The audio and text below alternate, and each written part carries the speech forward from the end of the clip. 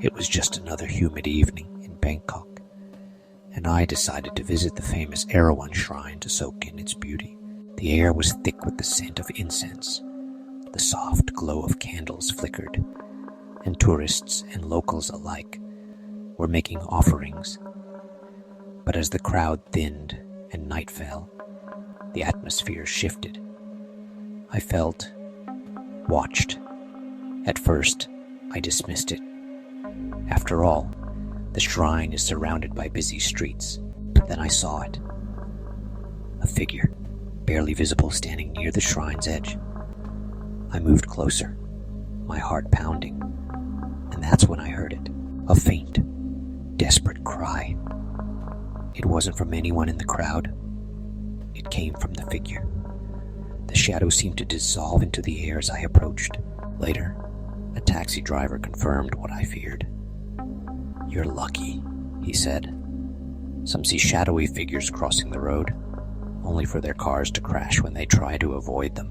The Erawan Shrine is a place of hope, but it's also a place of grief. The spirits of those who perished in the 2015 bombing are said to linger, seeking peace. I left the shrine that night, but a part of me stayed behind, haunted by those cries. It was a late-night drive in Phuket's Thalang district. The road was eerily empty. The only sound was the hum of my engine. Suddenly, I spotted her. A woman dressed in white, standing in the middle of the road.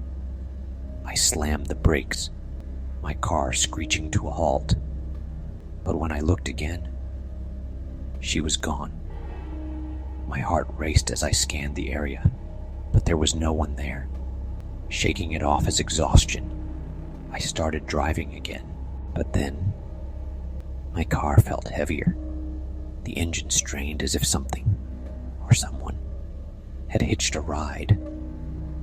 I stopped at a nearby temple the next day, desperate for answers. A monk listened calmly, and then said, "It's the Phitai Hong, a vengeful spirit. She died here in a crash and hasn't moved on. Locals believe the spirit causes accidents, forcing drivers to swerve to avoid her or lose control of their cars. Despite blessings and rituals, the sightings continue.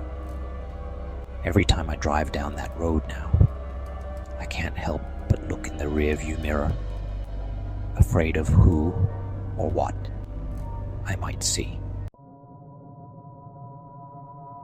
Airports are supposed to be places of movement, of beginnings and endings, but Suvarnabhumi Airport is different. Beneath its modern facade lies a land once filled with ancient cemeteries and sacred grounds. During construction, workers reported chilling encounters. Tools would vanish or move on their own. Shadowy figures appeared in the corners of their vision, only to disappear when they turned to look. One incident stands out. A worker claimed he was possessed by a spirit. He spoke in a voice that wasn't his own, demanding respect for the land.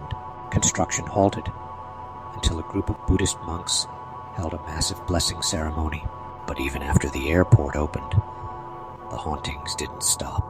Employees on the night shift tell stories of phantom footsteps in empty corridors, voices calling their names from nowhere, and cold spots that seem to follow them. One security guard, while patrolling a restricted area, heard a voice whisper, "You shouldn't be here." Thinking it was a prank, he turned around, but the corridor was empty. Moments later, the lights flickered, and a shadow passed right through the wall. I've walked those halls at night, and the silence is deafening. It's a silence filled with the weight of what might still be lingering, unseen but ever present. Thanks for watching. If you enjoyed these tales and want more, don't forget to like, subscribe, and share. And remember, the next ghost story might just be your own.